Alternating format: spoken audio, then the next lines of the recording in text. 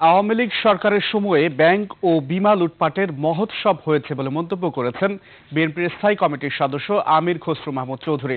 তিনি বলেছেন, দেশের প্রয়োজনে সবাইকে জবাবদিহিতার আওতায় আসতে হবে। বিস্তারিত আব্দুল কাদের নাহিদের রিপোর্টে।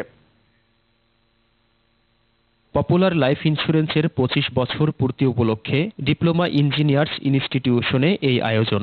এতে যোগ দিয়ে বিএনপির নেতা আমির খসরু মাহমুদ চৌধুরী বলেন, তার দল ক্ষমতায় এলে ব্যাংক খাতে বড় ধরনের সংস্কার করা হবে। আমরা বিগত দিনগুলোতে যেটা দেখেছি, এটা বড় ধরনের লুটপাটের একটা মহোৎসব চলেছে বাংলাদেশে।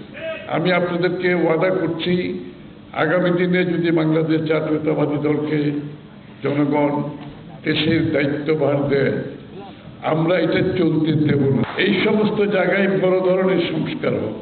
এদিকে পল্টনে বেগম খালেদা জিয়ার সুস্থতা কামনায় জাতীয়তাবাদী মহিলা দলের দোয়া মাহফিলে বিএনপির সিনিয়র যুগ্ম মহাসচিব রুহুল কবির রিজভী বলেন, বিগত দিনের লুটপাটকারীরা দেশ ছেড়ে পালাতে বাধ্য হয়েছে। সকল কিছু হারিয়েছেন, চোখের সামনে সন্তানদের নির্যাতন দেখেছেন। তারপরেও আমি আগেই বলেছি, বাংলাদেশের মানুষ, জনগণ, মাটি, পানি এই ছেড়ে তিনি যাননি।